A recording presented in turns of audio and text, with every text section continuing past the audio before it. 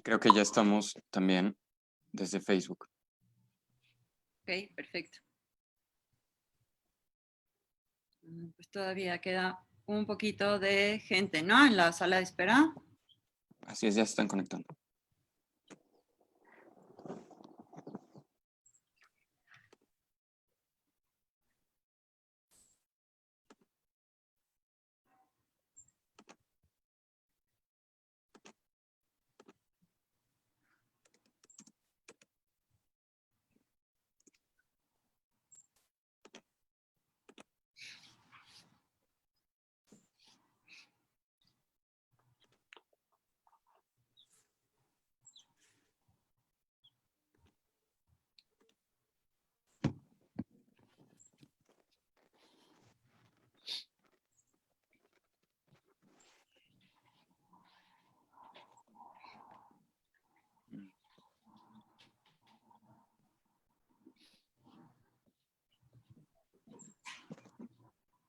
Hola, Diego.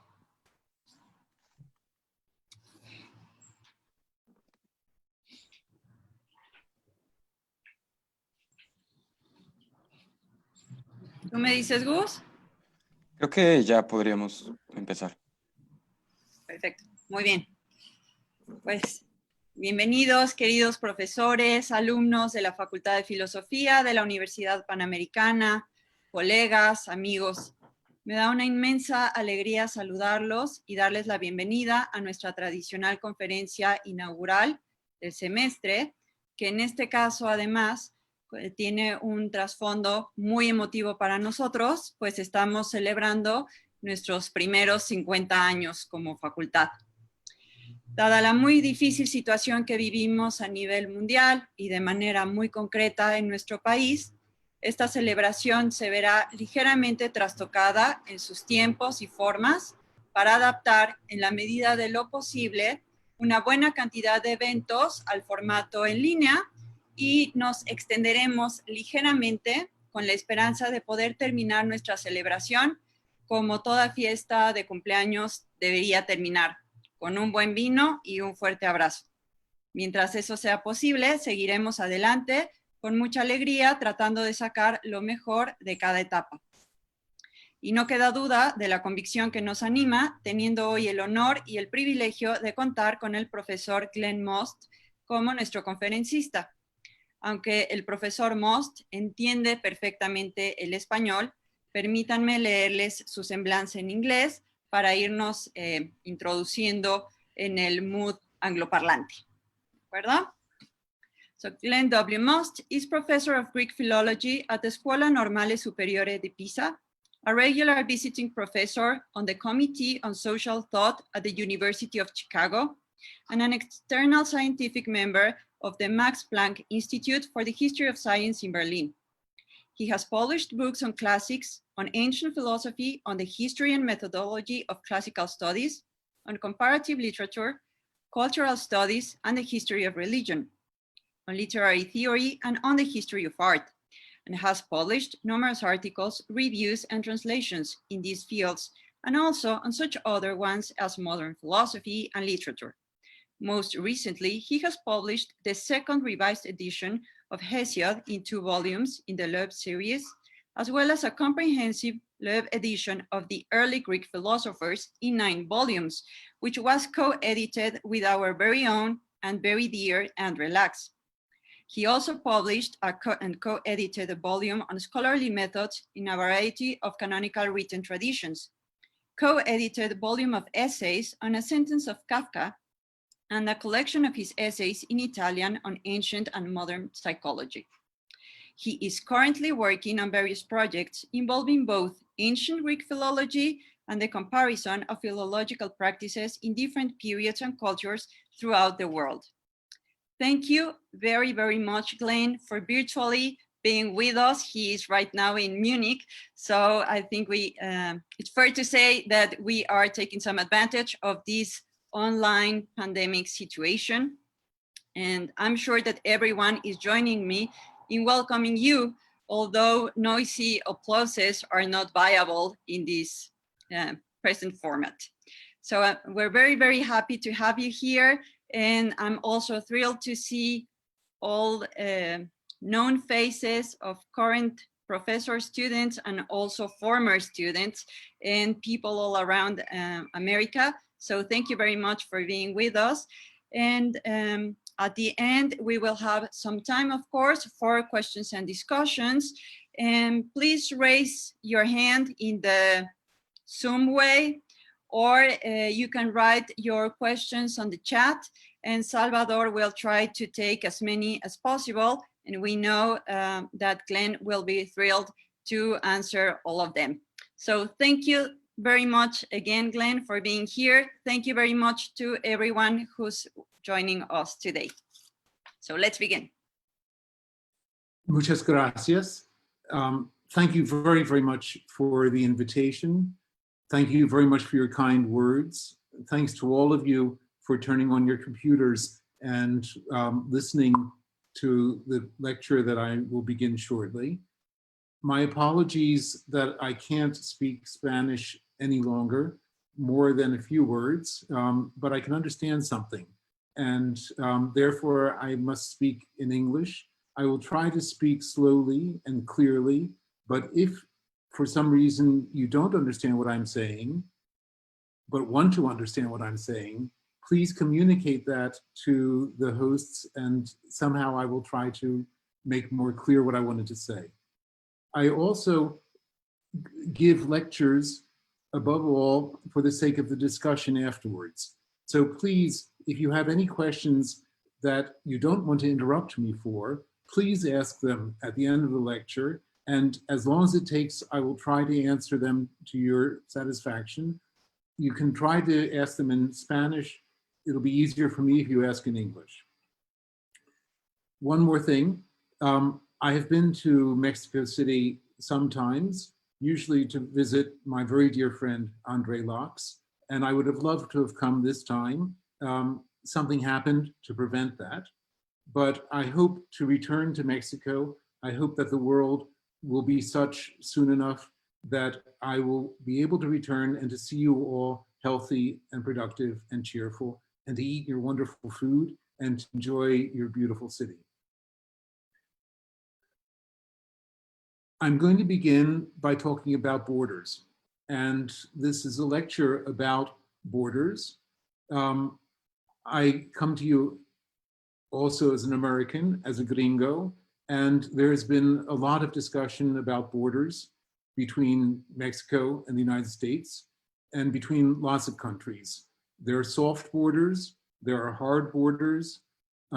People sometimes think that soft borders are too soft, and so they try to build walls to keep out people. I'm living in a country at the moment where people built walls between two parts of it and shot people who tried to cross. Borders are not something that are self-evident for me in space, but there are not only borders in space, hard borders and soft borders, there are also borders in time. There are borders before which something happens that is different from what happens after the border. And there are borders at the end of the process for which something then different comes about. The first person who theorized borders in time was Aristotle in his Poetics, where he talked about a well-constructed plot as having a beginning, a middle, and an end. We will come back to Aristotle and to well-constructed plots later in this talk.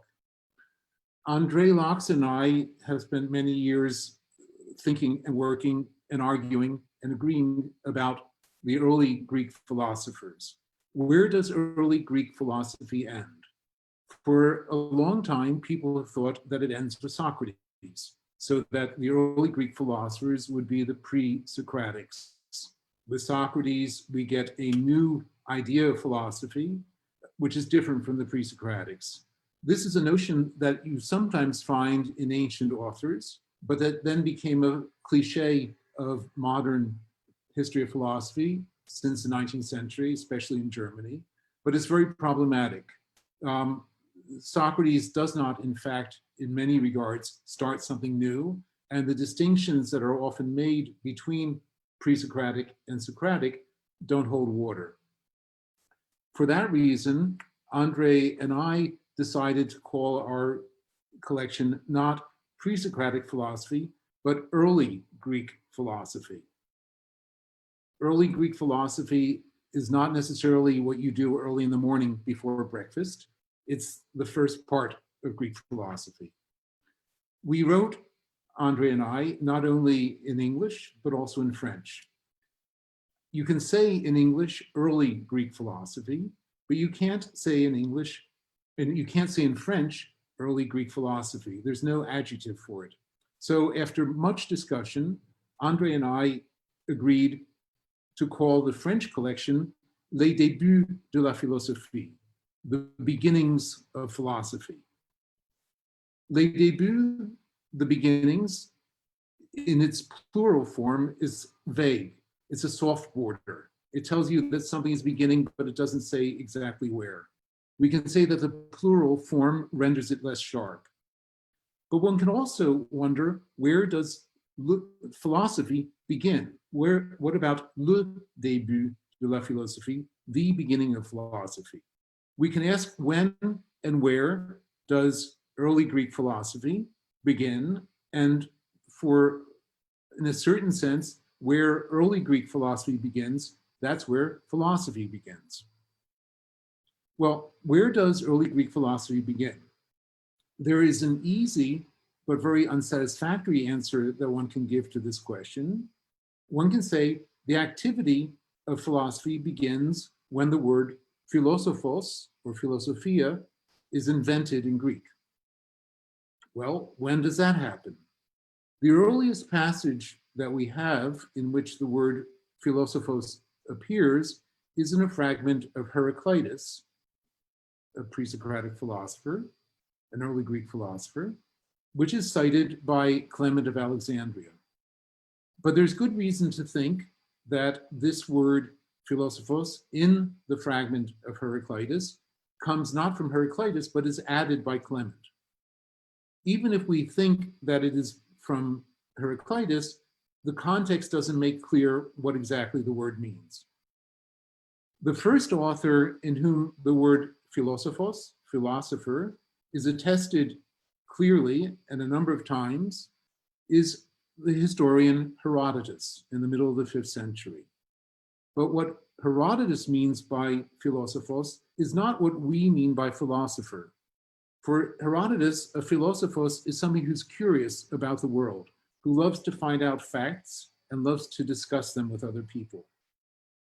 The earliest attribution of the word philosophos, in our sense of a philosopher, is to Pythagoras. But it's almost certain that this attribution, which comes much, much later, is an honorific attribution from the Platonic Academy, which wanted to regard Pythagoras as its ancestor, and that Pythagoras himself did not use the word. But anyway, it's not necessarily very helpful to study when the word begins to be used if you want to find out when an activity begins. You can have the activity before the word, or here you can have the word in a different sense. So when does the activity of philosophy begin, of early Greek philosophy? This is a more difficult and a more interesting question for a variety of reasons. First of all, it's not clear what we mean by philosophy. And secondly, some people might think it's strange to talk about an absolute beginning to what many people think of as a basic human activity. Nonetheless, one of the basic facts about the Western cultural tradition is that part of its identity, a very important part, is that it thinks that philosophy is a peculiarly Western activity and that it began in Greece. Thales, according to Aristotle, text 1 on the handout, which you will shortly see instead of my face. Can you see it now?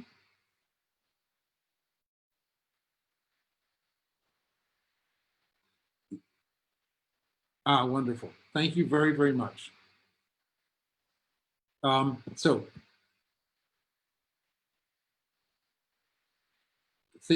according to Aristotle, Thales was the founder of this sort of philosophy, i.e. the philosophy that asserts that things derive from one or more principles that serve as their substrate. This is one of the famous statements of Western philosophy, and it has led to the view that Thales was the first philosopher. That is something which appears in books of philosophy and in courses on philosophy in schools and in universities throughout the world. Notice that Aristotle does not say that Thales is the beginner of all philosophy. He says that it's the beginning of a certain kind of philosophy. We'll come back to that later. Aristotle's statement raises 4 questions, and these are the 4 questions that I'm going to be dealing with in the course of this lecture. The first is, what do we know about Thales? The second is, what did Aristotle know about Thales? The third is, what did Aristotle mean when he said that Thales was the founder of a certain kind of philosophy? And the fourth is, why on earth did Aristotle say this? I start with the first question. What do we know about Thales? What do we know about Thales' philosophy? Well, we would know more if Thales had written philosophical treatises and if these had survived to be read by us. Unfortunately, it is almost certain that Thales did not write philosophical treatises. There were no writings left by him. If you look at texts 2a and b,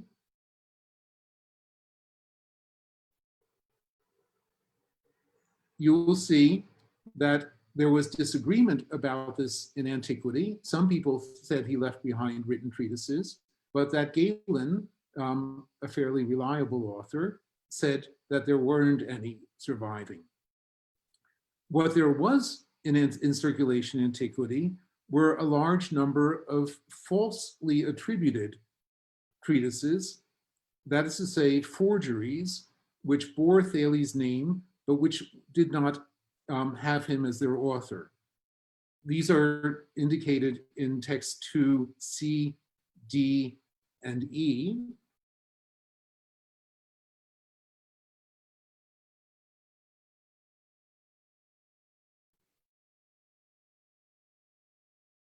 All of these writings are on astronomy. Also now E and F.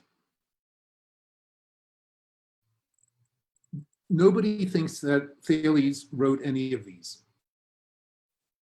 Text G, the next one, is a particularly amusing one. We included this in our collection because even though we were sure that it was not by Thales, we thought it was an interesting example of the kinds of texts that circulated under his name in antiquity. This is from a text attributed to Galen.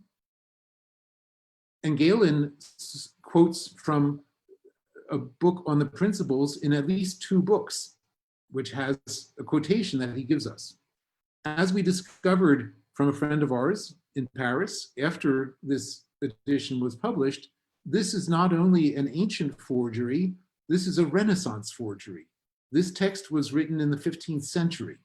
So it doesn't tell us anything about what circulated in antiquity for Thales.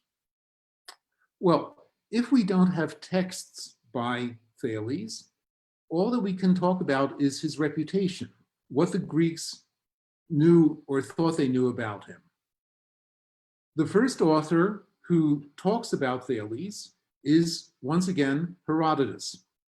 And there are 3 passages in which Herodotus talks about Thales by name.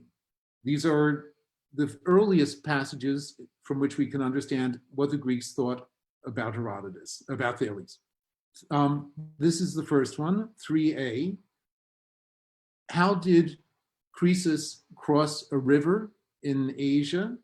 Most of the Greeks tell a story that Herodotus doesn't believe.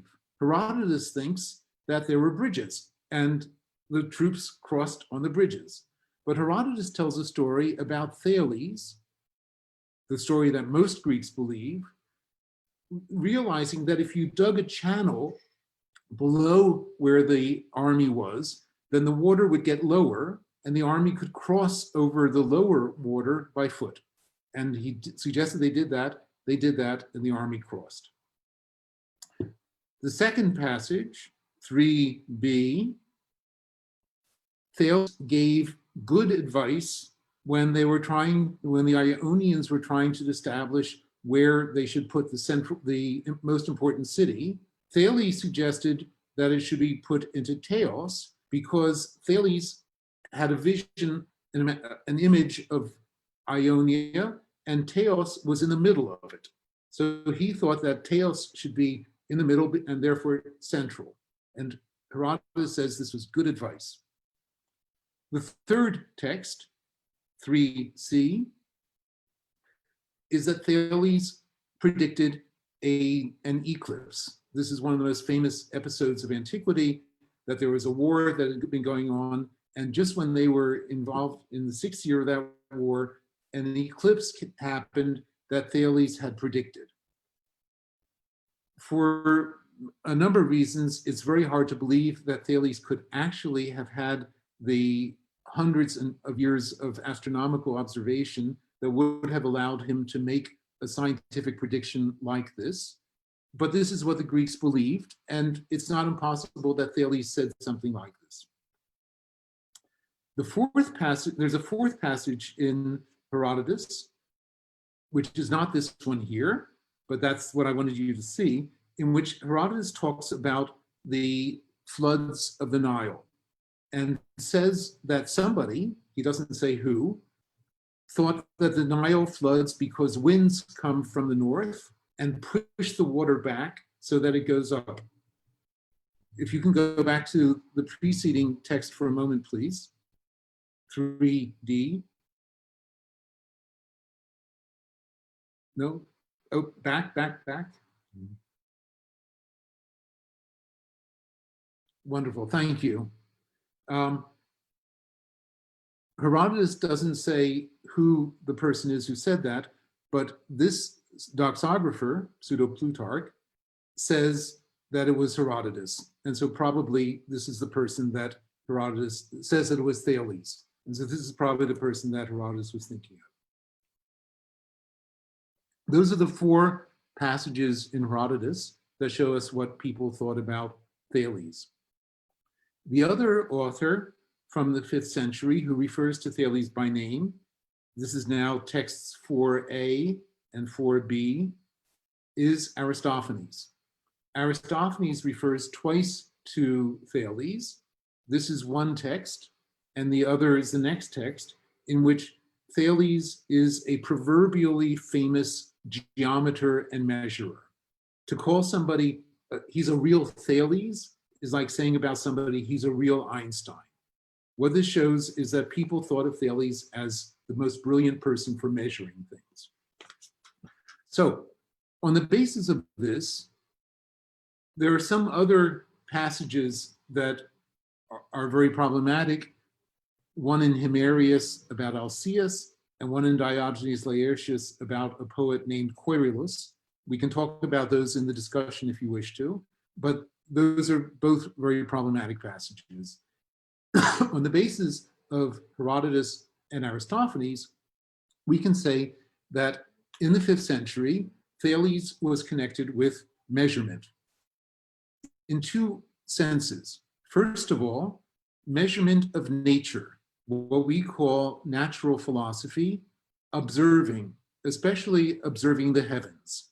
So the measurement of astronomy. And secondly, practical wisdom, a kind of shrewdness in which you can measure things and give good advice. On the one hand, somebody who looks to the heavens, on the other hand, somebody who can give good advice.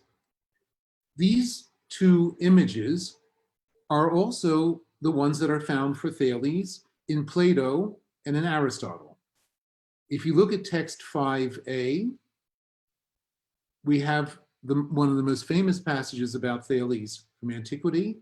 Thales doing astronomy and looking upwards and falling into a well, so that a Thracian slave makes fun of him, saying that he wants to know what's in the sky, but doesn't see what is in front of him and at his feet. This is the image of somebody who spends all his time observing the heavens and has no practical sense whatsoever. Now look at text 5b, and that is Aristotle, the Nicomachean Ethics, saying that most people say that Thales are wise, but not prudent, because what they know is wonderful and marvelous and difficult, but it's totally useless. So this is once again,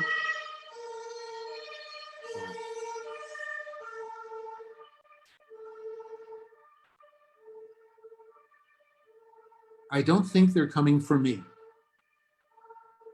So I'll continue.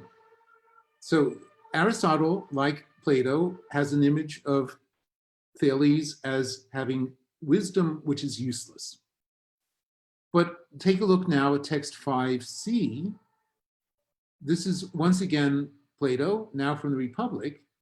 And here, Plato lists Thales as one of the people who was wise in practical matters and made very clever inventions for the arts and other practical activities. Not the man who was lost in observing the heavens. So too, if you look at 5d, there's a wonderful story in Aristotle's Politics, in which Aristotle wants to show that the philosopher can have practical success, but considers it below his worth, and so doesn't do it, and that Thales knew that people thought that his wisdom was useless. So on the basis of his astronomy, he decided, he was able to determine that something about the olive crop in the next year. And so he was able to rent out all of the olive presses for very little money. And then when the olive crop came in, he rented them out for lots of money, making a lot of money. According to Aristotle, this attributes to Thales knowledge of the fact that people think that his wisdom is useless and the desire to show that it is useful. But of course, that's below him. Well, these two contradictory images, or these images in some tension with one another, between a useful but profound wisdom on the one hand and a practical wisdom on the other, continue after Plato and Aristotle through the rest of antiquity. If you look at 6a, you will see that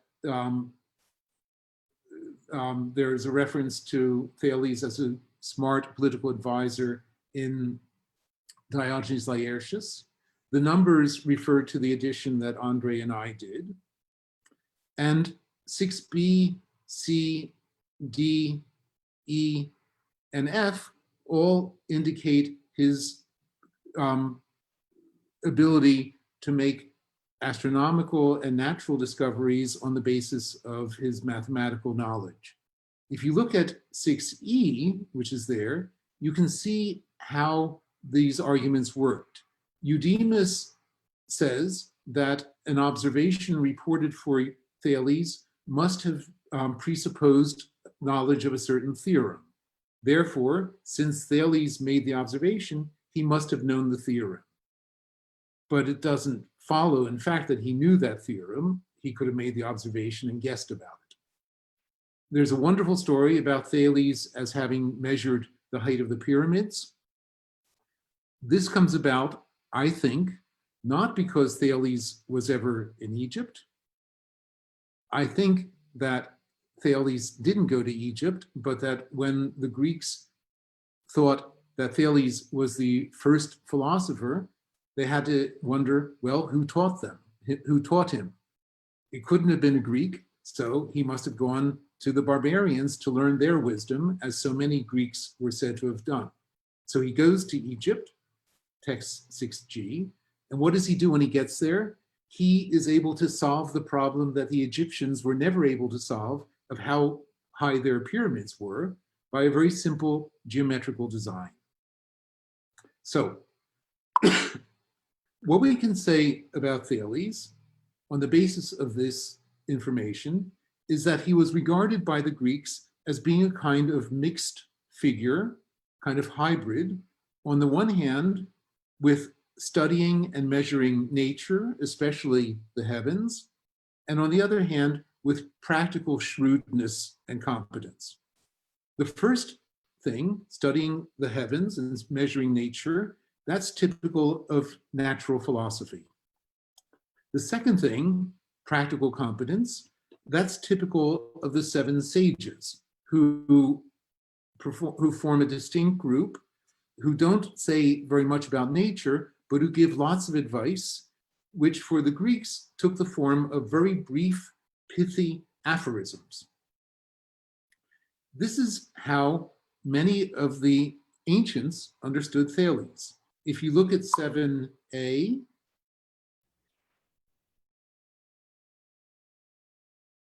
the next text, you will see that for Plato, Thales was one of the seven sages who make brief, pithy assertions. If you look at, and on the basis of this, Thales was usually included in antiquity as one of the seven sages. For example, Demetrius of Phaleron included him with a list of about 20 sayings from him. But if you look at 7b, the next text, you will see that, you'll see nothing.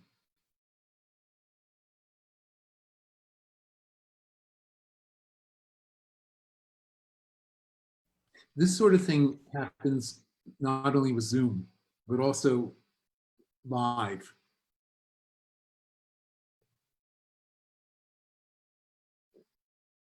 Wonderful.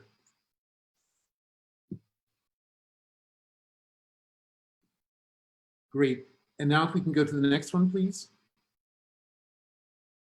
Okay, this is Simplicius, but he's quoting Theophrastus, and Theophrastus says that Thales is reported to have been the first to study nature, and that others had been there before him, but that Thales was so much better than all the others that he eclipsed them. So here we have Thales for Theophrastus, not as one of the seven sages, but as the greatest of the early observers of nature. Well, different people try to combine these different views in different ways.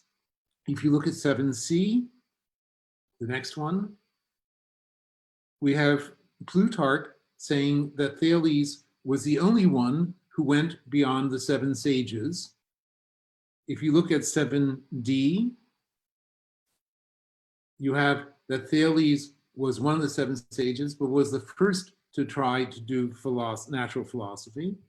And 7e, my favorite, Diogenes Laertius says he began with having done politics, but then he withdrew from politics and devoted himself to the observation of nature. So we have a biography. That's what the Greeks knew about Thales. Well, second question, what did Aristotle know about Thales? We've already seen two references in Aristotle to Thales. One, that people think that his wisdom is useless, and one that he showed that it had a usefulness by using his astronomy to make a lot of money. There are only three other affirmations by Thales that Aristotle knows. The first is that the earth rests on water.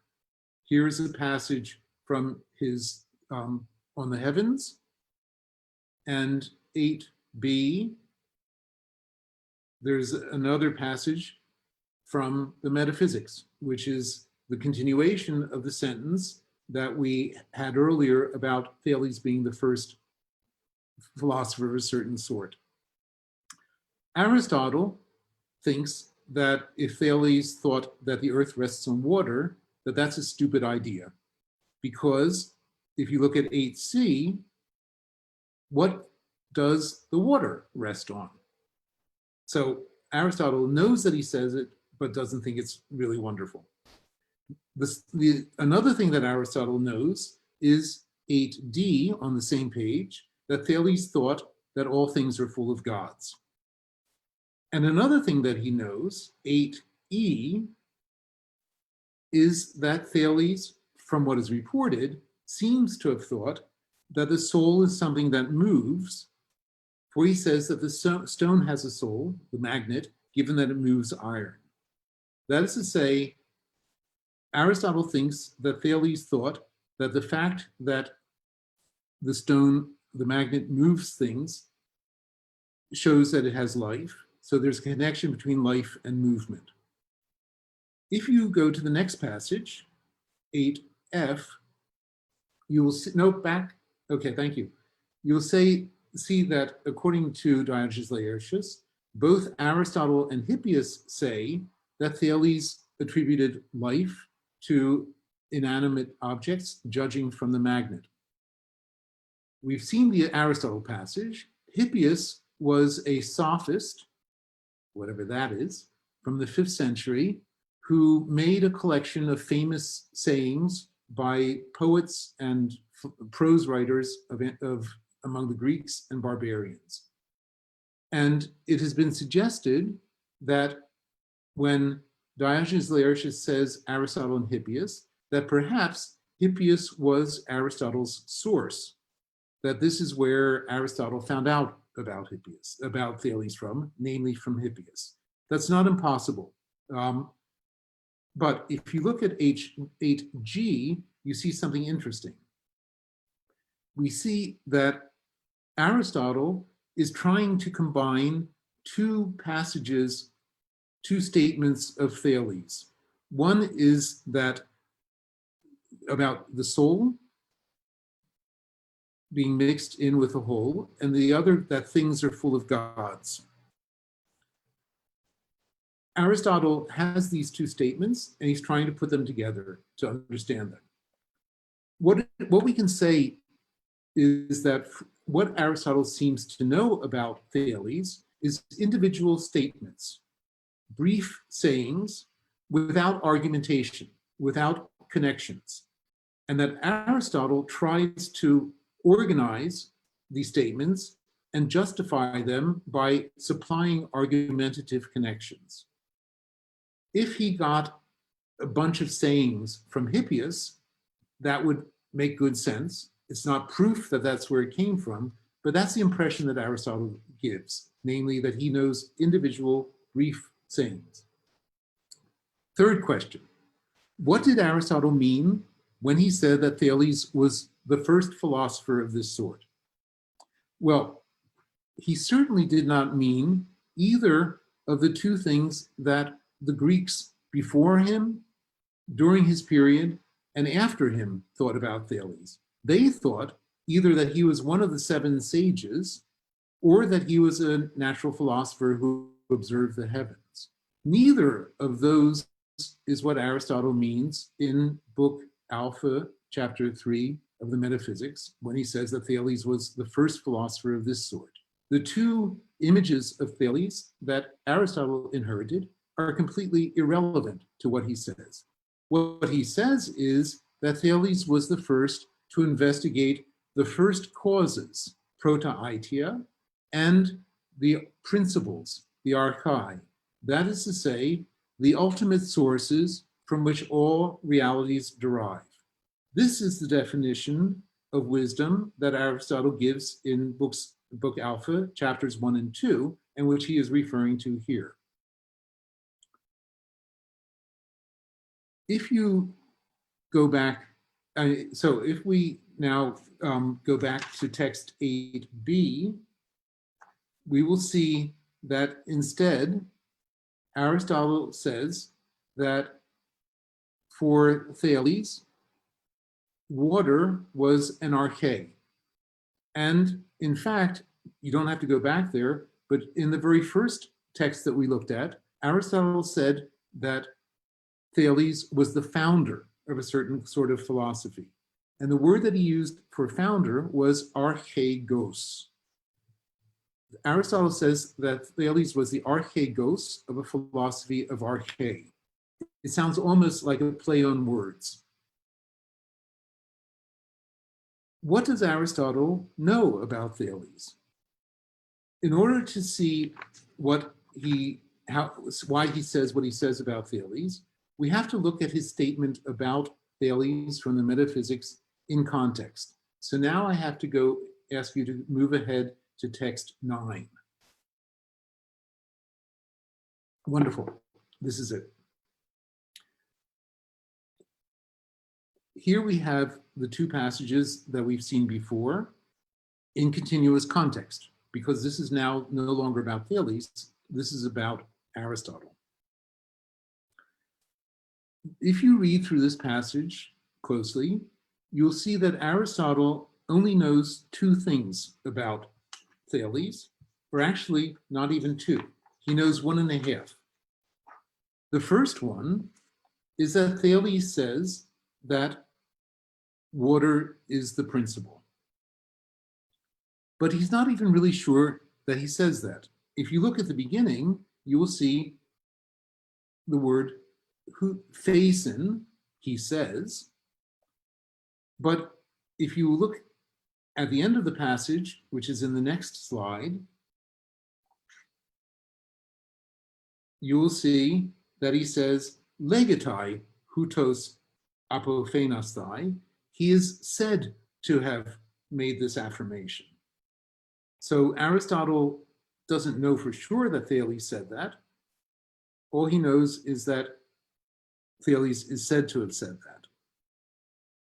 Where does this doubt come from? Is it a matter of oral tradition that has reached Aristotle? Is it a matter of citation? What is the degree of doubt involved? Is it that Aristotle knows about this from Hippias but doesn't really trust Hippias? The only thing that Aristotle really knows that Thales said, now we have to go back to the preceding slide. Thank you. No, back. Perfect. No, 9, backwards. Okay, perfect. Thank you. The only thing he knows that Thales said is that the earth rests on water. This is in the parenthesis. So Aristotle knows that Thales said that the earth rests on water, and he thinks that maybe Thales said that water is a principle. Everything else that Aristotle says in this passage is Aristotle's own speculation, his attempt to supply arguments in order to connect passages that he's heard about from Thales, in order to support a thesis that Thales himself may not have said, or that if he said it, it did not survive. The only thing Aristotle is sure about is that Thales said that the earth rests on water. But that is not a sufficient argument for saying that the water is a principle. How do you get from the earth resting on water to water being a principle? Aristotle guesses, he speculates, and the word that shows that is the word isos, right after the parenthesis about the earth resting on water. Isos means perhaps, maybe. What are the arguments that Aristotle supplies in order to strengthen the connection between the earth resting on water and water being the principle? The first argument is that the nourishment, the food for all things, is moist. The second is that heat comes from moisture. And the third is that the seeds of all things are moist. Those are strange things to suggest. Where did they come from? Did Aristotle just invent them? He certainly didn't get them from Thales. Nothing like this is reported for Thales. And if Thales said this, Aristotle could have just quoted it. In fact, there's no evidence that Thales said these things. There is, however, very good evidence that a different philosopher of early Greek philosophy said exactly these 3 things, and that was Hippo. a philosopher of the late 5th century. So if you look at text 10a, perfect. Here we have Hippo saying that water is one of the two principles, and that fire comes from water, and that the seeds come from moisture. The next text, Hippo says that water is a principle, and C, that moisture is a principle. The next text, 10D, seeds are moist, and 10E, the earth rests on water. So it looks as though all of the arguments that Aristotle is attributing speculatively to Thales come from Hippo. Did Aristotle know Hippo? If you go back to the end of text 9, please. Thank you, perfect. You'll see that Aristotle concludes his discussion by saying, I say nothing of Hippo because no one would presume to include him in this company in view of his stupidity. Aristotle refers to Hippo a number of times, and each time says that he's too stupid to be worth talking about. So it looks as though Aristotle has used Hippo to reconstruct Thales, and then has gone out of his way to say that Hippo is too stupid to be worth talking about. I think that we can say that this is ungenerous on the part of Aristotle. We could also think that it's worse than that. We could try to defend Aristotle by saying that maybe he thought that ideas like this were okay back in the Dark Ages when Thales was writing, but are no longer okay when Hippo is writing a century or a century and a half later. Still, it seems to me very, very strange that Aristotle goes out of his way to express contempt for Hippo after having used him in this way. Now we come to the fourth and last question. Why on earth did Aristotle say that Thales was the first philosopher of principles? Well, I don't think that Thales was. I think that Thales was a mixture of a sage and a measurer of nature, and that we can think of him as a hydraulic engineer. That is to say, he was very, very interested in water as a natural phenomenon. In particular, he was evidently interested in the tendency of water to move downwards. When he tells people how to cross a river, he knows that if you dig a ditch downriver, the water will flow down to there, and then the water in the river will become lower. If he asks how the Nile floods, then he explains that the unnatural movement upwards and outwards is because it's blocked by winds and therefore can't go downwards. If you ask what is underneath the earth, Thales knows that water always goes down. And if you dig far enough a well, sooner or later you'll find water. So he can imagine the earth resting on water. I think that what fascinated Thales in this regard was simply that water goes downwards. He may also have said a statement like, water is really important, or you should always start with water. But I don't think that he had a concept of a metaphysical principle, or that he thought that water was the source of all things. He was more of one of the seven sages to whom pithy sayings were attributed. They were attracted to his name. Sayings like, souls are immortal, or everything is full of gods, or everything starts with water. So Aristotle has constructed Thales of his own as a first philosopher of principles, which he almost certainly was not. Why did Aristotle do that? What is strange about this is that there was another candidate for the role of the first philosopher of principles who was much better than Thales, and this was Anaximander. If you look at texts 11a and 11b, you see two texts, one from Simplicius and one from Hippolytus, both of which go back to Theophrastus, and both of which say that Anaximander had a view of the arche, of the principle, namely that it was the unlimited, the apeiron, that out of which all things come and into which they are all resolved. This is exactly the principle according to Aristotle's Metaphysics, A3.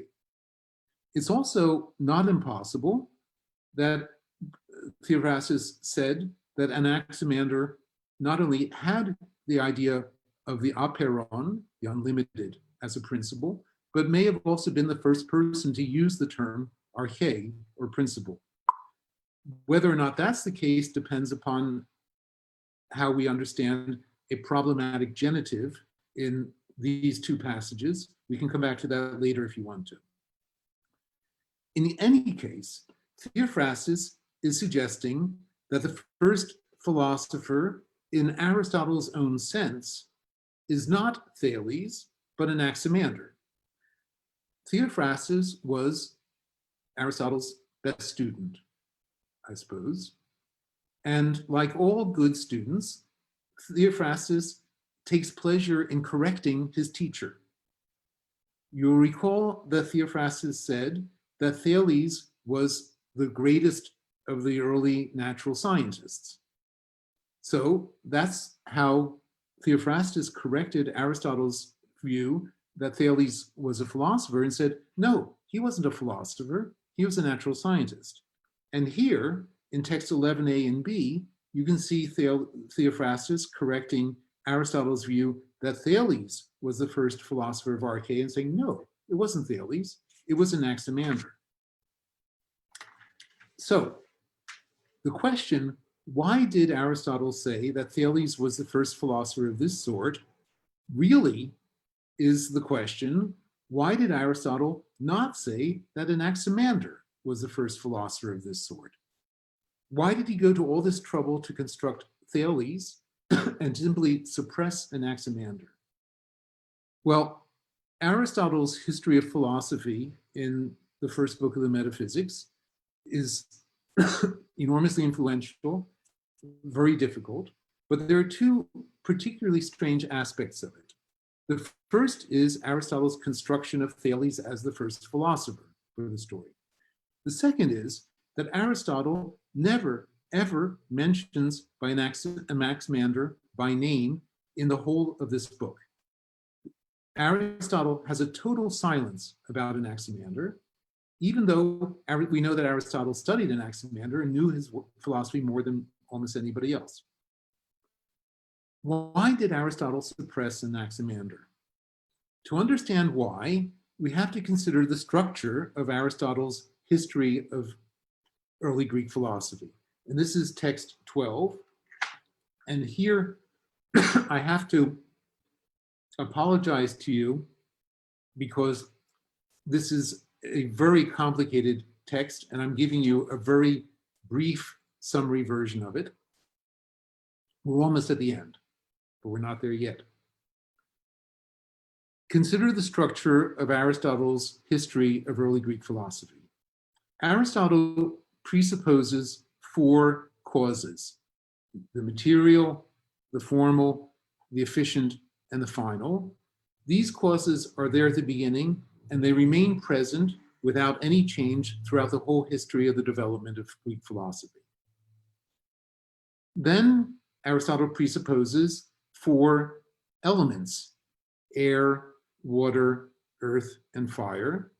These two are always there. They remain identical, and like the four causes, they gradually get discovered. The history of Greek philosophy is the gradual discovery of all four causes and of all four elements. But Aristotle, in order to tell a good story with a beginning, a middle, and an end, tries to develop a narrative which is linear as far as possible, which begins with the more simple things and ends with the most complicated ones. So he begins with one cause, the material cause, and moves on to more than one cause. And within the material cause, he begins with one element and then moves on to more than one element. So, for the purposes of the simplicity of his narrative, what Aristotle needed at the beginning of his account was someone who posited one and only one material principle, which was identical to one of the four elements. This could not be Anaximander because Anaximander's principle was the unlimited, to aperon. And this did not fit Aristotle's linear account because it was not one of the four elements. Therefore, he needed somebody else, and Thales was perfect. Thales could be said to have posited water, and this had certain advantages for Aristotle. First of all, he could connect Thales's positing of water to the fact that the mythical poets earlier than Thales talked about divinities like Tethys and the ocean as the source of things. And Aristotle could suggest that those poets were talking allegorically. And then Thales came along and said, it's not the god ocean, it's just water. Besides which, Thales had chronological advantages because he was much earlier.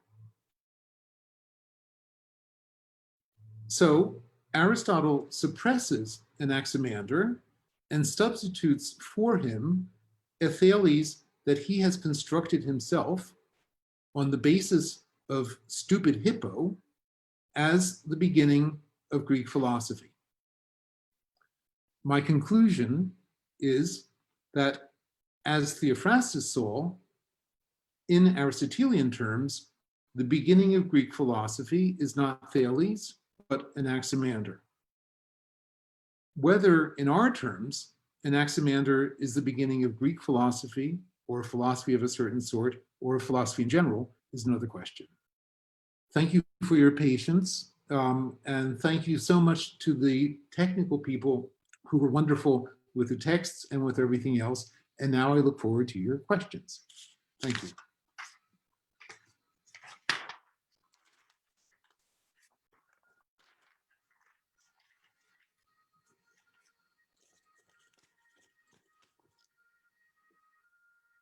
They're coming back for me.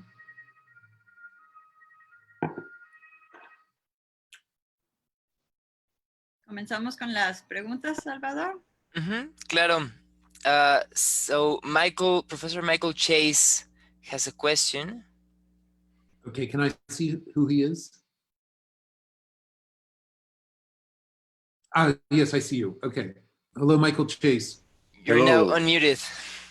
Hello, Professor Most. Thank you for a wonderful, luminous, exciting presentation. I very much enjoyed it. I just have a question that's perhaps slightly apart from our text. Obviously, your question is about philosophy and who was the first philosopher. I'm wondering, in your own mind, when you use the term philosophy, what is it for you? What is philosophy? Thank you very much. For me, philosophy is connected with questions about the most fundamental aspects of human existence and of the world around us, and with the attempt to understand not only phenomena systematically, but also to understand our understanding and to move to ever higher levels of meta generalization and to communicate this to people, for me, not in the way of communicating dogmas, but of generating curiosity in people so that they can ask about the same questions themselves. Thank you very much. Okay, and obviously this is a position that is mine and is contemporary, and in different periods, different people would have answered it differently, but that's how I understand philosophy. Thank you. Thank you. Max Espiritu has a question. Okay. Let me unmute you, Max. You're unmuted. Yes, good morning. Here, I'm Max. Good morning. Good morning. I studied philosophy in Peru, San Marcos University. Right now, I am writing my thesis about Thales of Miletus. So this conference is just fit with me. I have one question to you, Mr. Glemos. I really appreciate because this book was really illuminating for me. The one that you wrote with Mr. Lax. So my question is, the word physis is always attributed with the first philosophers. And I recently read in Rode, in his book Psyche, that this word has a new meaning, a completely new meaning in the first Greek philosophers. He says that before them, physis has now that meaning and is the strong proposition of early Greek philosophers. So in conclusion, he says that physis is all that philosophers think about in this early period of philosophy. And of course, we see here that Thales also was very interested in measure heavens and also in things on earth. So we can say strongly that physis is the invention of the first philosophers, and that it begins with Thales, or we can say that physis the really study of physis start with Anaximander. Thank you for your question, and good luck with your thesis on Thales. Please don't hesitate to send me questions by email. I'll be happy to try to answer them. And at the end of what I'm saying to you now, you will see why I am telling you this. Physis, I don't entirely agree with Rhoda for a couple of reasons. Physis comes from a verb that means that something grows. And in the earliest usage of Greek, it simply refers to something that grows, or to something that has grown and assumed a certain size. We think of Thales as observing nature, but I don't think that Thales would ever have used the word physis to describe what we call nature. Until the end of the 5th century, in Heraclitus, in Sophocles, in Pindar, in other writers of the 5th century, physis never means nature. It means the nature of something. So the nature of this tree or the nature of that person, but not nature as a whole.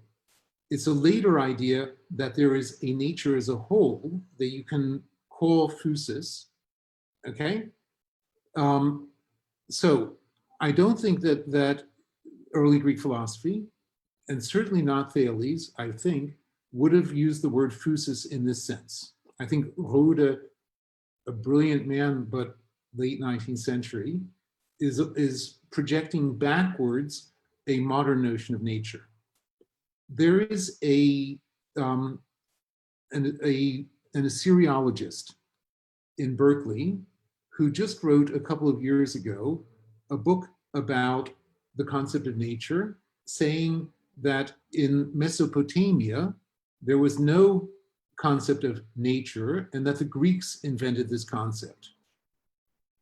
I can't remember her name right now, but if you send me an email, then I can look it up and find it for you immediately. I'm not sure I agree with her because I think she thinks that the Greeks much earlier invented the idea of nature than I think they did.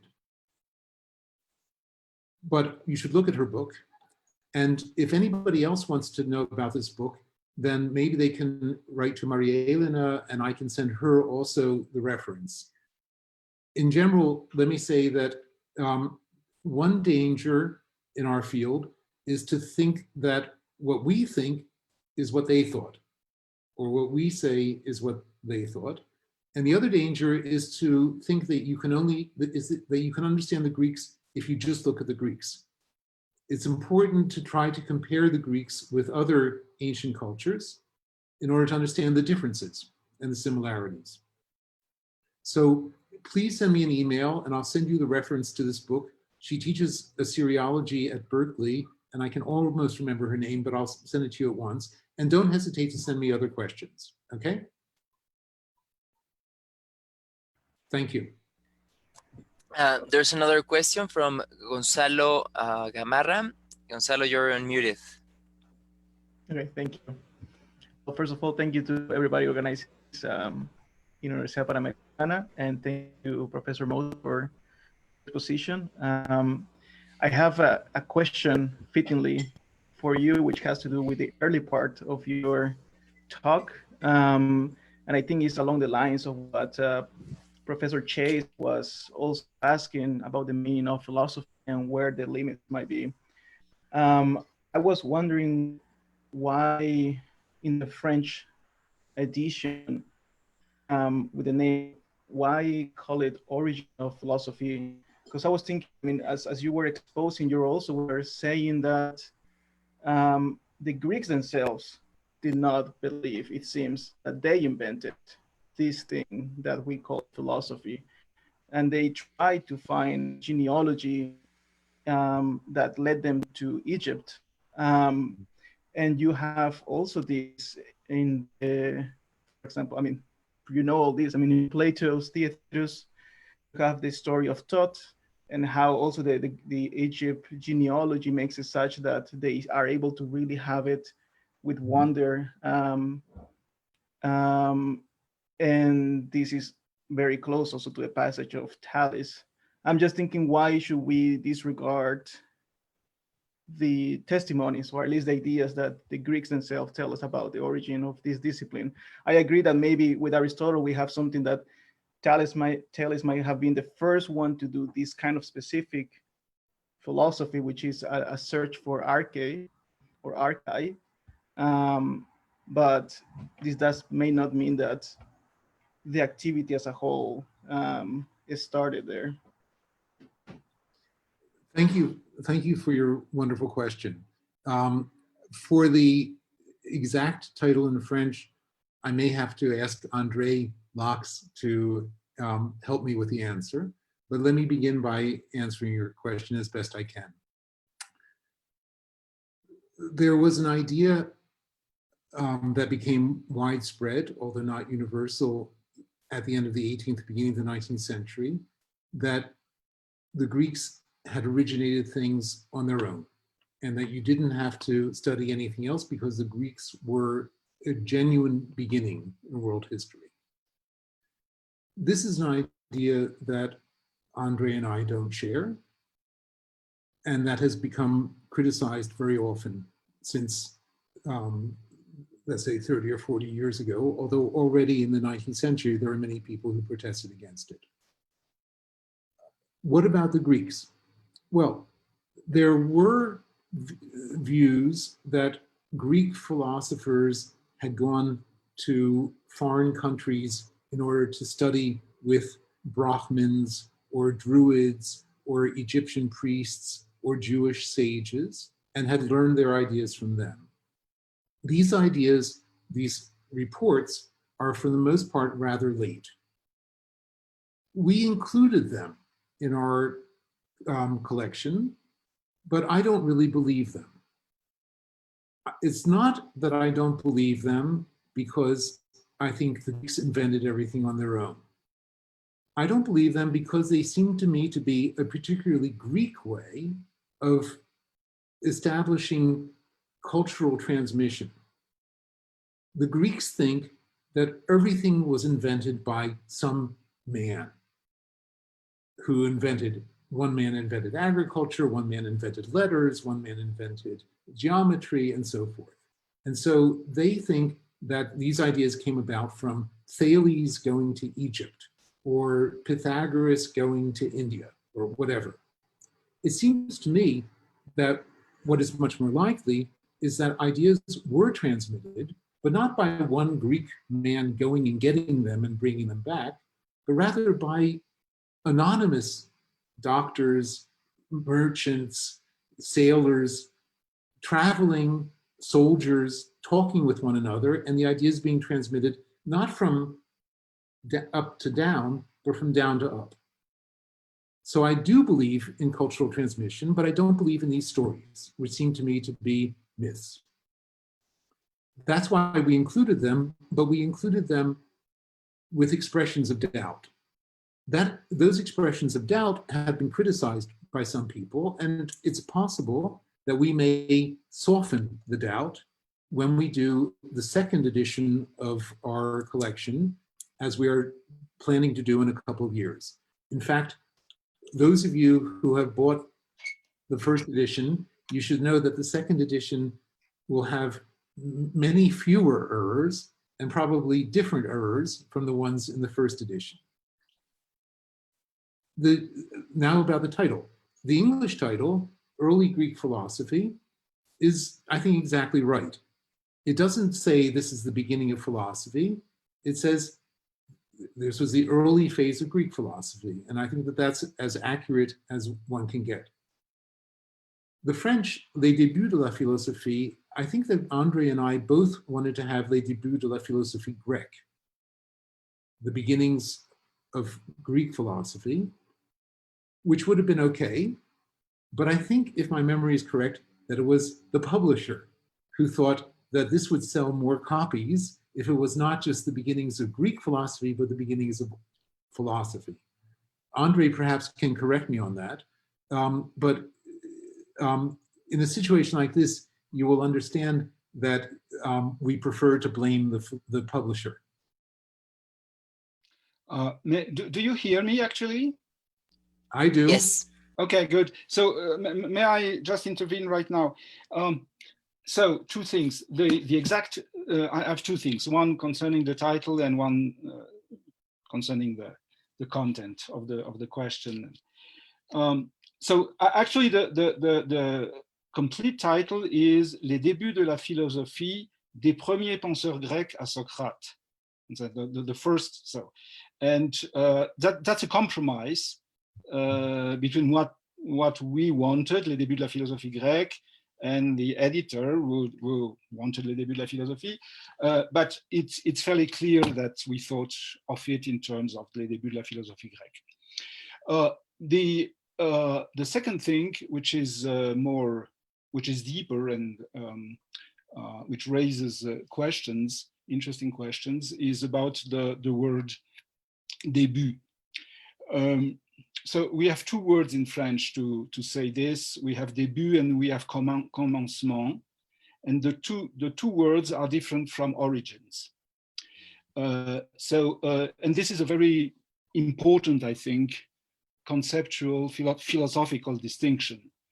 The distinction between commencement and origins. And in your question, you use the word origin, and I just want to say something about why the difference is extremely important.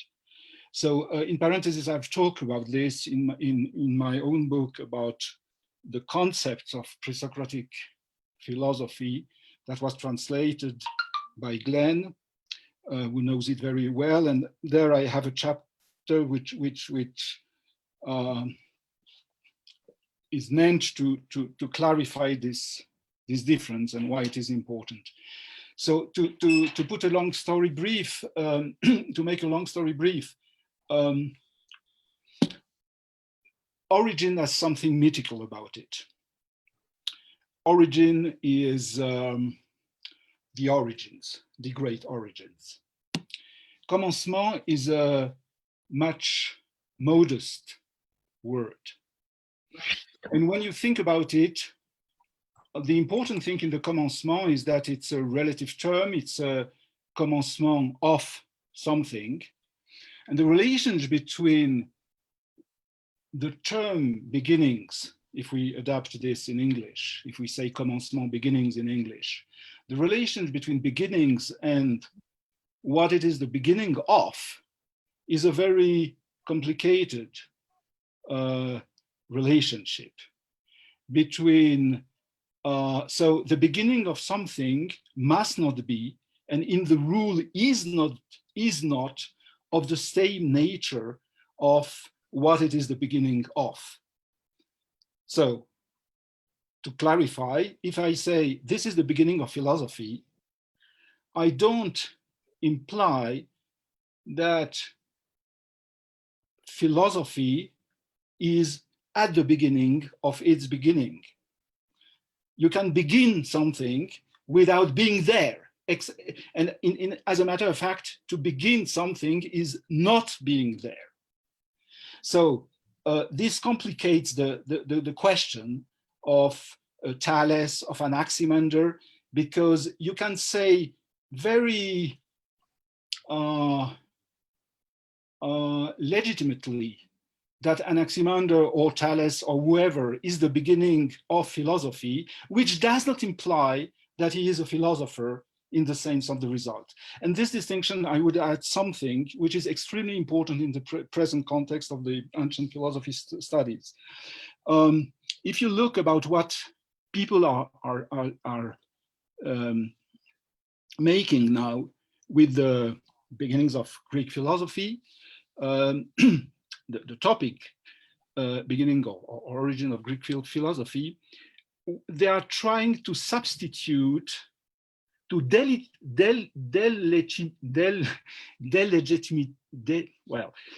are trying to substitute to philosopher another word. And for example, they say, so what is very trendy in France now is to say they were not philosophers, they were sage or poets that are sager, or they invent a category in order to oppose this to philosophy. And this comes with a trend which insists on anthropological studies. So we want to get back to the real thing, and the real thing is not this conceptual thing that is philosophy, that is something else. This is magic, this is mythic, this is wisdom, this is whatever. And this all, I think, is very interesting, and there are very interesting studies and results, but it misses the point precisely that I was trying to make, is that the relationship between a beginning and something which comes after is not implying that the beginnings were already the substance that it was become to gain. And so what goes, the history in between these beginnings and what the thing becomes is an interesting story, but it must be raised in other terms than the terms that are usually used. Sorry for the length of the clarification, if it was one. Thank you, Andre. Thank you very much for the clarification. I just wanted to say that in the meantime, the name of the author and the title of that book about nature occurred to me, and I sent it as a chat to everyone. Francesca Rochberg, Before Nature, published by University of Chicago Press. And I think it's worth looking at for classicists as well. Okay. Thank you, Andre. And thank you, Gonzalo Damada. Does that answer your question? Yeah, I think that satisfies my question. I don't know if I have the mic and do that again. I'm not sure if I'm supposed to ask my second question. Maybe a thumbs up from Salvador might tell me, or if I should just wait for, or I can maybe just there's a bunch of questions in line, so we can make another round and go back to you, Gonzalo. Thank you. I'll do that. Carla Abel has a question. Hi.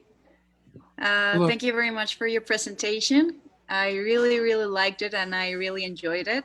But I was wondering, why consider Greek philosophy to be the first philosophy? I understand the word may play a big role in this. I mean, because of the origin of the word, that may be a reason. But I was also wondering if there is a way to look back in history and to attribute the meaning of the word that we understand now for philosophy to sages of other cultures, of other times. I'm not sure if this is something that is done already. Thank you. Thank you. Okay. I entirely agree with you. And I think that the notion that the West has a monopoly on philosophy has become more difficult to maintain in the past decades. There were always people who thought that there was something philosophical, but that Western philosophy was completely different and in some ways superior. I think that now that is a very difficult position to maintain. And most of there's been a lot of interesting work on how Chinese philosophy or Sanskrit philosophy can be related to Greek philosophy, not in a question of influence, but as forms of philosophy. That means broadening somewhat the concept of what is philosophy. And the danger is that it becomes then so vague that and every fashion designer has his own philosophy. And I don't think we want to go there, but it seems to me to be a very healthy thing to consider comparatively in what ways, especially the Chinese and the Indian traditions, but others as well, can be usefully thought of as being philosophical. And my guess is that this is the sort of work that is going to be done more and more in the coming years. Ultimately, I would like to see a clearer definition of what makes Greek philosophy different from other kinds of philosophy. The only way you can get that is by comparing them with one another. Okay? Thank you. Does that answer your question? It does, because I was thinking about Indian philosophy and Chinese philosophy, and I was thinking also about how the word might be misused, how we also sometimes call philosophy for a variety of things that are not necessarily philosophy, and how we would have to find those things that are actually philosophy, like find someone in the Chinese tradition or in the Indian tradition that talks about arche or things like the ancient Greeks did. I think that would be really interesting to do. I completely agree. And I think that more and more people are doing that. But again, the crucial thing is not to dilute the concept of philosophy so completely that it can cover everything. Okay? Thank you. Thank you. Thank you, Carla. Now, Rodrigo Alcalá, you are unmuted. Yeah. Thanks so much for the exposition. It was really clear, and I think you give a very good panoramic view of Thales. Two questions I just want to place, if it's time, if we have time, if not. First one, as you say, Aristotle omits completely Anaximander in metaphysics.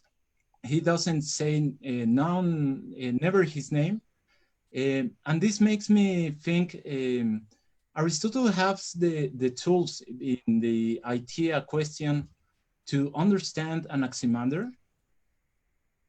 And the second question is, when Thales introduced this new philosophy, as Aristotle says, can we say he changed, this has political implications in his political philosophy? Because I really like it how you recover the political issues in Thales. So we can say that to Thales bring a new way of seeing politics, a philosophic way of seeing in politics. Thank you very, very much. Let me try to answer both questions, which are wonderful questions, briefly, and I hope that I succeed in answering them. Aristotle, I think, certainly had the tools to understand Anaximander in exactly the way that Theophrastus understood Anaximander, according to Simplicius and Hippolytus. the tools that Theophrastus applies are the ones that he gets from the book Alpha of the Metaphysics. And it's hard to imagine that Aristotle couldn't have applied them himself. Maybe book Alpha was written by Aristotle when he was very young. Maybe he hadn't studied Anaximander yet, and he only studied him later. But I don't want to get involved in that kind of biographical speculation. There's no reason to think, even if it was early, that Aristotle didn't revise it later or couldn't have revised it later. So I think that the silence of Aristotle about Anaximander in book Alpha is a problem, and a really interesting problem. The other question is about Thales and the political. I can imagine that Thales might have said, water is the arche. But what did he mean by that if he said it? Or if he said it, if Hippias said he said it? I think that if Thales said water is the arche can mean a starting point. It's what you have to start with. And I can imagine a hydraulic engineer say, if you're working on a problem, look at the water. Don't follow the money, follow the water. But I can also imagine arche can mean not only starting point, but also the power, the political power. And maybe Thales says, what has power in a situation is water. It's Aristotle's interpretation in Metaphysics Alpha that arche is also a principle, a metaphysical principle from which things begin and to which they return. And you can see why, because the arche is what you start with, or what dominates. But I find it very hard to believe that Thales, if he said water is the arche, would have meant arche in Aristotle's sense. Okay? So there may possibly be a political aspect to Thales on water if you think that he said, really said, water is an arche. Yeah, even I think in the example you gave, the history of the how Thales make the monopoly of all this storage for the oil, that shows like a new horizon of economics, seeing the sky so you can know what to do economically. Well, but that's Aristotle's story. So there are anecdotes about Thales, as there were about all of the 7 sages. This is a particularly interesting anecdote because it attributes to Thales a knowledge of his reputation. People think that he does useless things. They think that he falls into wells. Well, I'll show you. I'm going to make a lot of money. But okay, so it's not impossible. But what these anecdotes show is not the truth of the matter, but how somebody was understood. Okay? Okay, thanks so much. Thanks so much. Very clear. Thank you so much. Thank you. Thank you, Rodrigo. Now we go with Santiago Malo.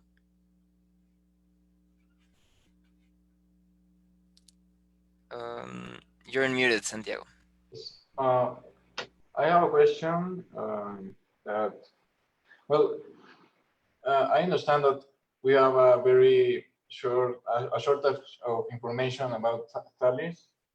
So I wonder if it is practical to study Thales separately as a person and as a character from Aristotle and from all the anecdotes, or if this lack of information is a problem to study Thales separately, and we should strive to study Thales like as a whole.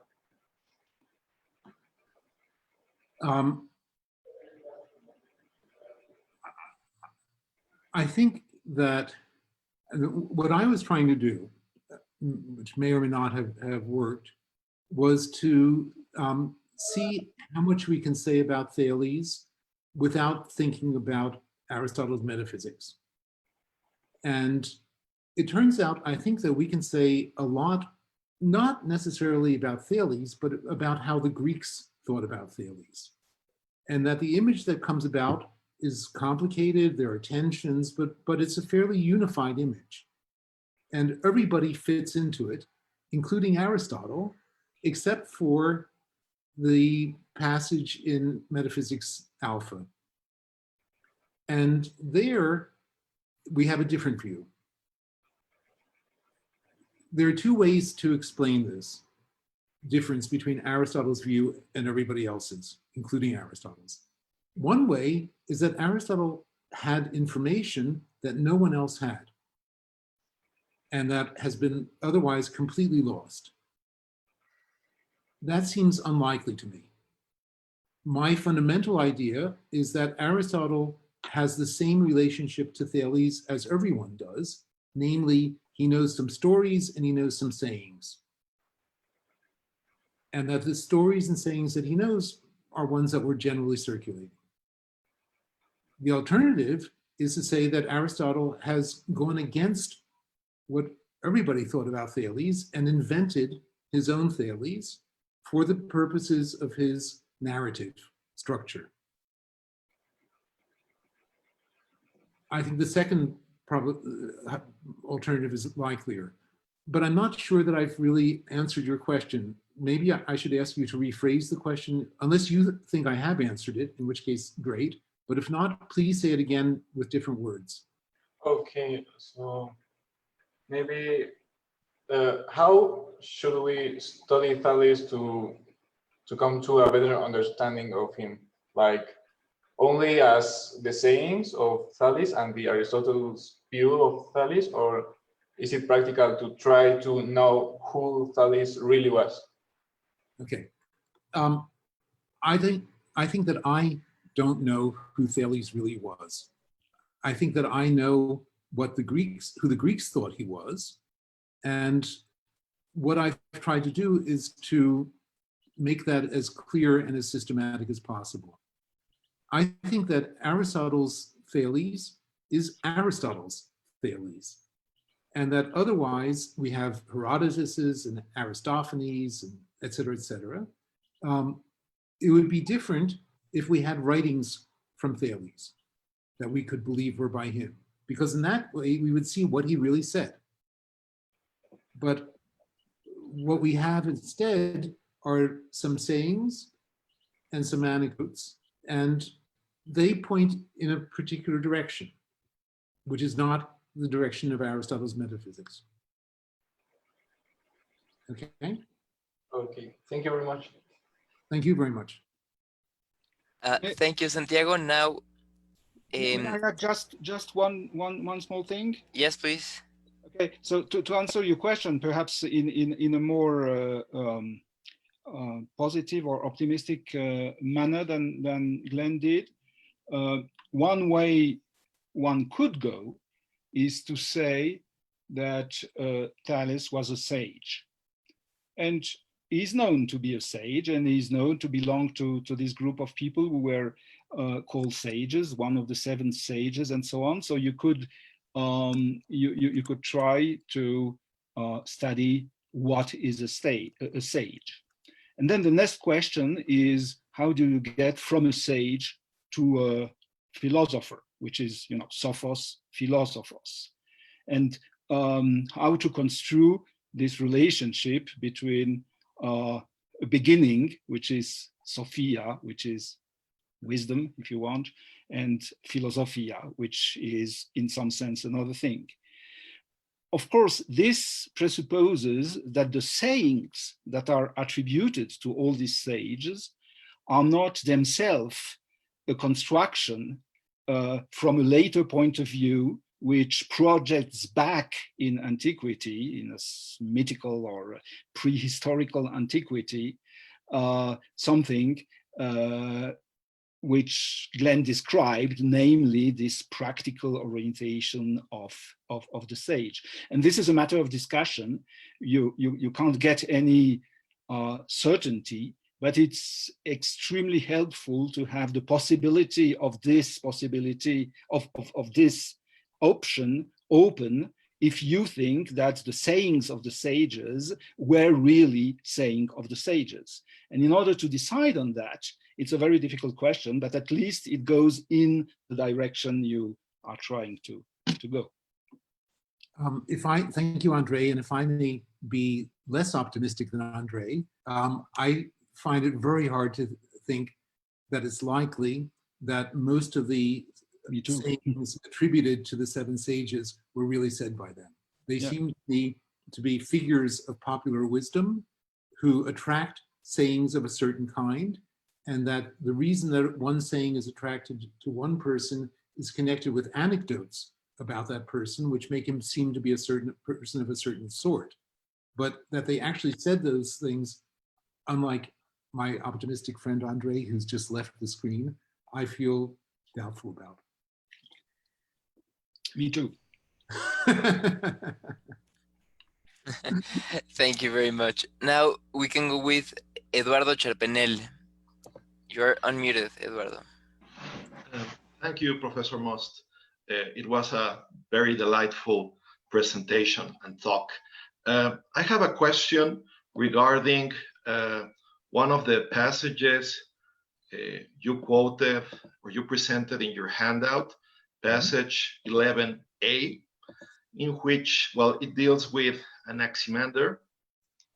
And at the end of it, it says, after having presented some of the ideas of Anaximander, that these ideas were presented in a rather poetical way. Mm-hmm. It's passage 11a from the handout. I don't think it's that one. It's the precinct, yes, it's this one. It's the one that's there right now, yes. Yes, so my question has a little bit to do with what Professor Lack said about how in the beginnings, sometimes you are not aware that you are making a beginning.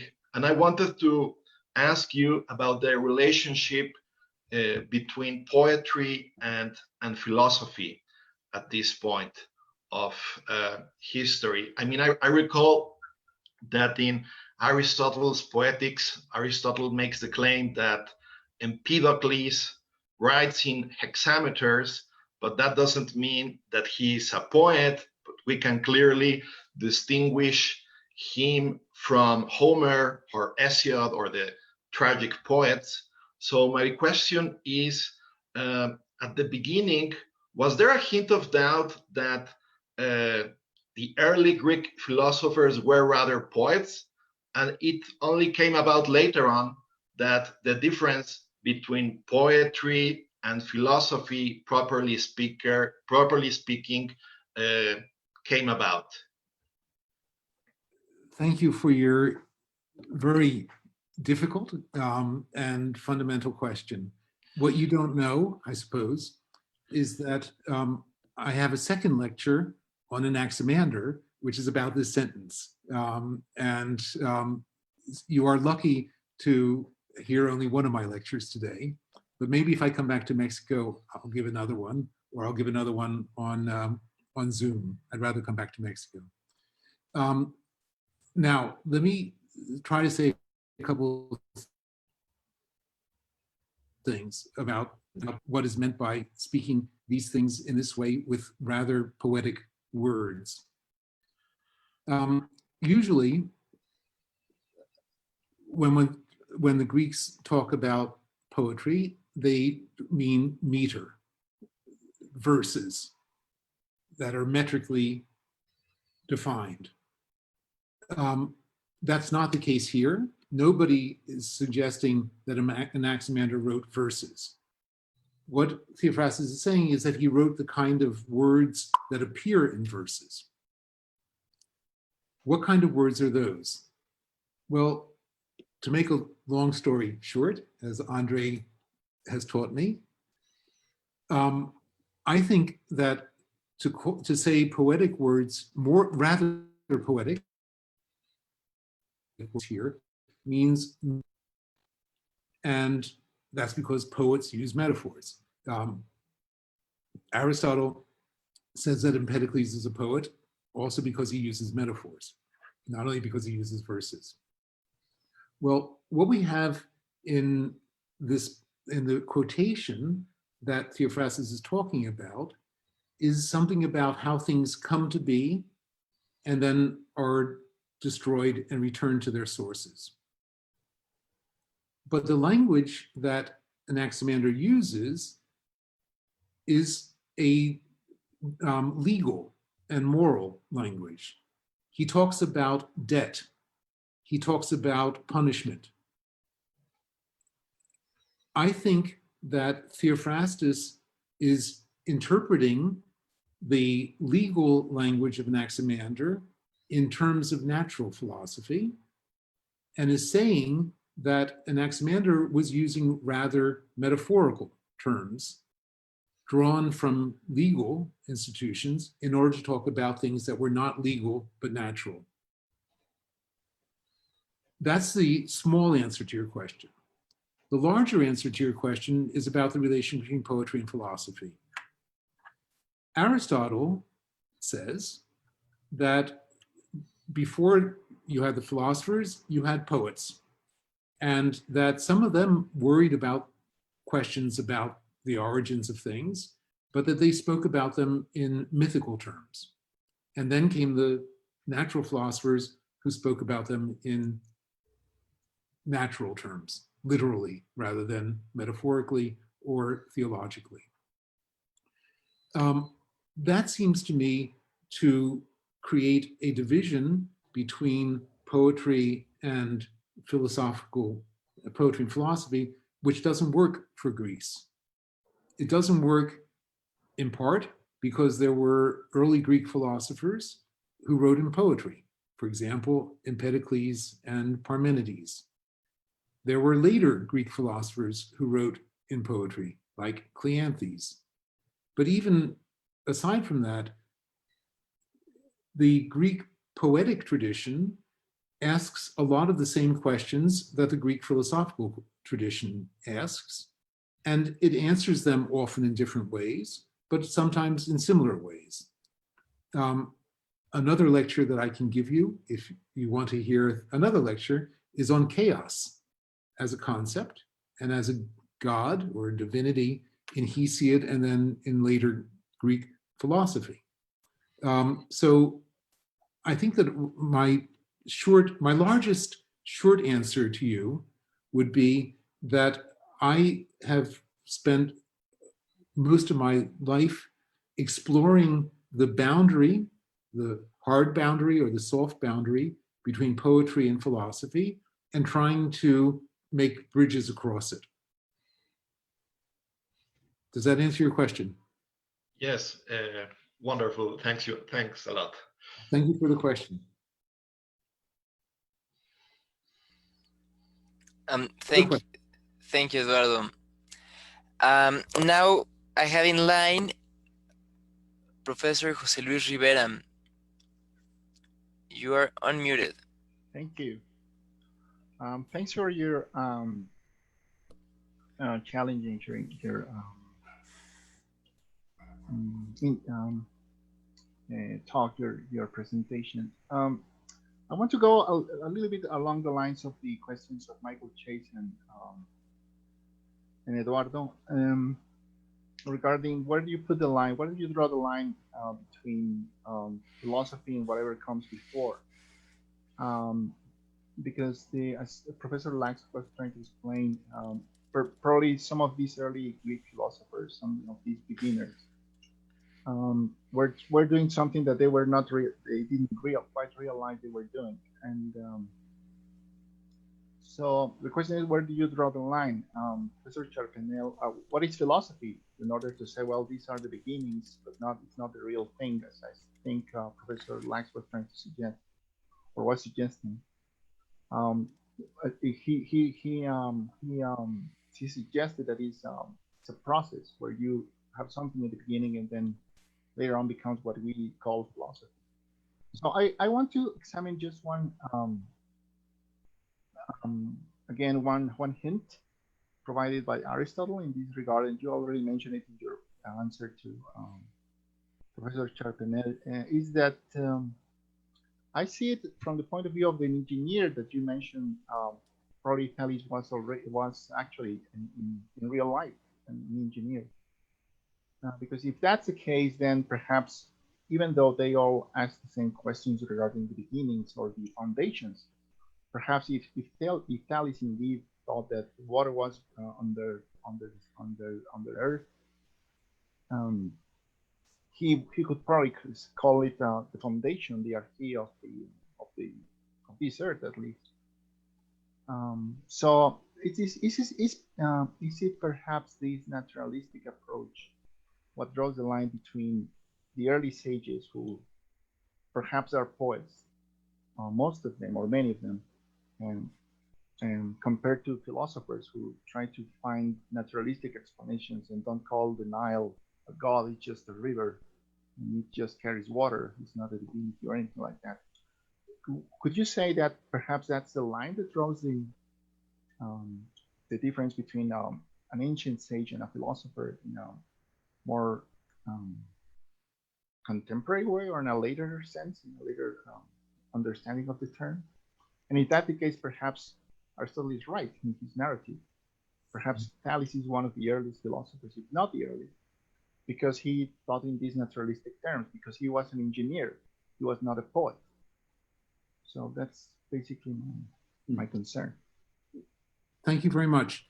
I think that people who want to draw a line and to establish a boundary do so either for questions of identity or for questions of narrative. To say where the line is that determines when philosophy begins is something that one says if one wants to say, well, what is philosophy? And if one wants to tell a story about the development of philosophy. Mm-hmm. So whichever definition you have of philosophy, and however you tell the story of its evolution, will determine where you put the line. When I was an assistant professor in Princeton in the 1980s, there was a professor of philosophy who said, the first philosopher was Wittgenstein. And everything before Wittgenstein was not philosophy, it was a history, there was the prehistory of philosophy. That's because he had Wittgenstein's notion that Western philosophy, the only philosophy that he knew, was a collection of mistakes and illnesses and so forth, and that Wittgenstein had tried it the way to. Okay, well, I think that in Aristotle's sense, as he defines it in the Metaphysics, Book Alpha, there is a clear beginning to philosophy. One can draw a line, and that is Anaximander, and not Thales. Okay. But that's because Anaximander corresponds to the identity of philosophy, as Aristotle defines it, but Anaximander doesn't correspond to the narrative that Aristotle tries to tell, which begins with simple things and moves to more complicated things. For the definition that I gave of philosophy in response to Michael's question, that was a much broader definition. And I'm not sure that Thales would be included, Anaximander would be included, but I don't see why, for example, Hesiod would not be included. Hesiod is worried about where things come from. He's worried about human society, the sources of morality, the sources of natural phenomena. He answers them in theological terms, but a lot of the theology is sort of threadbare, thin. So this is all to say that I'm reluctant to answer your question, not because it's not a legitimate question, but because I don't know. Okay. Okay? That's acceptable. Thank you. Thank you. Bye. Thank you very much. We'll go quickly with a short follow-up question from Gonzalo. And there's lots of questions and not that much time, so I'm gonna ask the rest of the the rest of people who have questions to be really concise. Gonzalo, you're unmuted. Okay, thank you. So I asked, my first question was very broad. This one, I just make it very, very specific.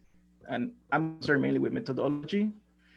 So in your interpretation of Thales that is sustained by how we should think of him based on Aristotle, I was wondering why, so Aristotle, you said, gives a description of Thales that then you trace back to Hippo, who apparently is a stupid philosopher that should not be accounted for. I'm just wondering, I mean, I think that strikes me as very, very odd, as it does to you, but I don't see why. I mean, if I was somebody living in Greece back then, I would have thought, what are you doing, Aristotle? If this is so recognizably Hippo, why are you ascribing this to one of the sages that we all ancient Greek admire so much? So I want to push back a little bit against one of your premises, which is, why should we give priority to a testimonia of Hippo that comes much later to override what Aristotle, who is somebody who is much closer to Thales, and say that is not Thales, that is actually Hippo, and actually Aristotle is getting this from this philosopher that everybody seems to think that he's stupid. I just think that that's very odd. I mean, I don't know if, yeah, so I'm more concerned with the methodology. I mean, why privilege this? Because at least as far as I know, the testimonies we get from Hippo come much later, from Hippolytus and from Simplicius. So why privilege those over what Aristotle is actually saying? I know we live in a post-Chernys world, but still I think that might be too much. But that's all. Okay, thank you very much. I think that the strange thing about the passage in Aristotle's Metaphysics Alpha 3 is that he mentions Hippo. If he hadn't mentioned Hippo, then there wouldn't be a problem. We could say, he has used Hippo to reconstruct Thales, fine. But he mentions Hippo in a parenthesis saying it's not worth talking about him because he's so stupid. He doesn't need to say that for the argument.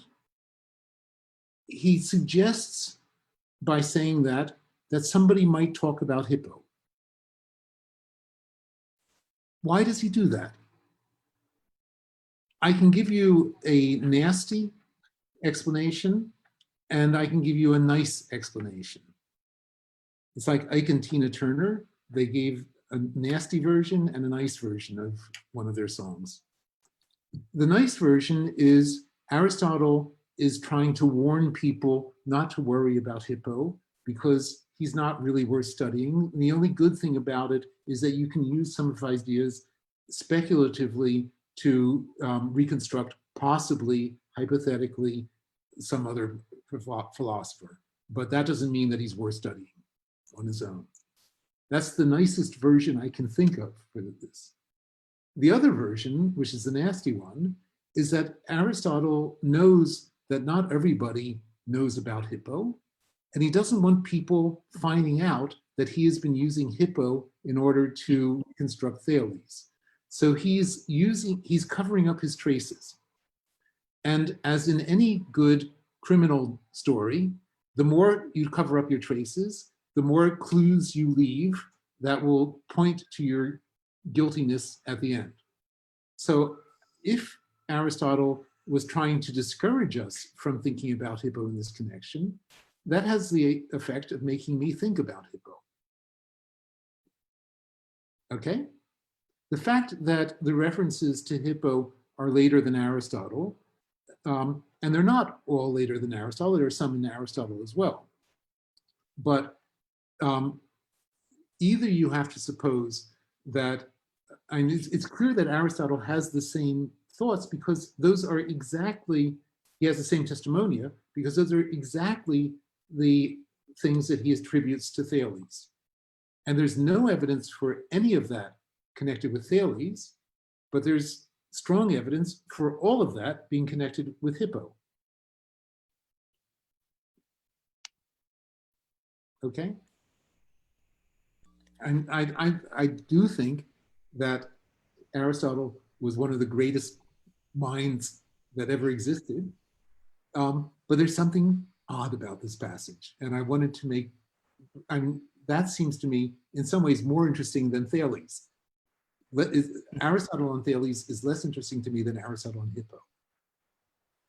Okay, thank you. Okay, thank you.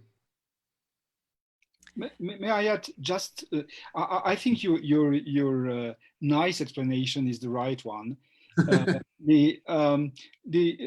Remember that Aristotle thinks that the beginnings is the most important thing, but as you progress into reflection and as philosophy progresses and so on, all these things become outdated and simple-minded and so on and so on. So you may have two views about the beginnings, how great they are and how little they are. And actually, Aristotle in the last chapter of the Sophistical Refutation, tracing back the history of dialectic and rhetoric, says precisely this. The beginning is always very small, but then you can build on that. So starting from this, it becomes less strange that he recurs to Hippo in order to explain Thales, whom he doesn't know anything about, and he's looking for arguments, and these are the arguments that the best that we have in order to foster them on Thales. So I don't see that it is that strange. If I can add another word,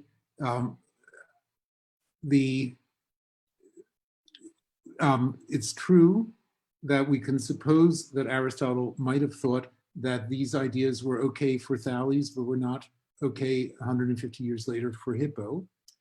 He could have said that.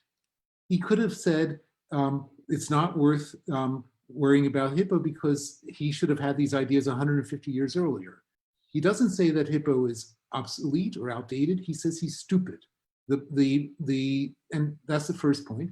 And the second point is, whenever he talks about Hippo, he always says he's stupid. So I think he may have felt embarrassed. Okay. Using Hippo to construct the great Thales, and this is an expression of embarrassment. So I think that however nice or nasty we want to be to Aristotle, the great Aristotle, we have to recognize a certain complexity and embarrassment in this passage. Okay. Thank you, Andre. There's a question from Carlos Zapata. We'll have to make this the last question, so Carlos, please be really concise. Hi, Professor. I have it's like a little confrontation about you're saying that Thales was an engineer, because I mean I think that he was actually an engineer, but he also has these doubts about how the water flows and how the water works in the earth. And I think that having these questions about how everything works makes him not only an engineer, but also a philosopher, because I mean, all the philosophers make these questions about how those things work. How do you separate what's the real question of being an engineer and being a philosopher? What makes the difference in the question? Thank you very much. That's a very fair question. When I call Thales a hydraulic engineer, I'm deliberately being provocative. I don't think that most people have thought of him in these terms. But I do think that your interpretation of his worrying about larger questions, there's no evidence for that. What we have is specific situations with his specific explanations or solutions for them in terms of the motion of the natural tendency of water to go downwards. There's no evidence that he ever thought in larger terms about that. And I would need evidence for that to think of him as being more than a hydraulic engineer. Everybody who has a specialty or profession thinks that his specialty or profession explains the whole world. Taxi drivers think that the problem with the world is that people don't listen to taxi drivers. Barbers think that if you really study the hair, then you'll understand everything. Well, perhaps Thales thought the same thing about studying water, and perhaps he said water is dominant or the starting point or whatever. But that still is not for me yet a philosophical explanation because it doesn't become general enough. Okay? But again, I don't know about Thales. All I know is about what the Greeks thought they knew about Thales. Okay? Thank you for your question. Thank you all for your questions. I'm sorry that this is coming to an end because it's been wonderful to talk with you. Please send me further questions by email if you have any. And I hope someday that there will not be a pandemic and that I can come back to Mexico City to visit Andre and to see you all. And I wish you all good health, good cheer. The next months are going to be difficult, and you have to remain optimistic like Andre and not pessimistic like me. Thank you all. Very much, Glenn. Thank you very much to everyone. I think this was a wonderful way of celebrating and beginning our semester. And thank you very much, everyone. And if there are further questions, you can send them to me, and I will, of course, forward them to Professor Most. Thank you very much, Glenn. Thank you very much, everyone, and see you around. Bye-bye. Thank you all.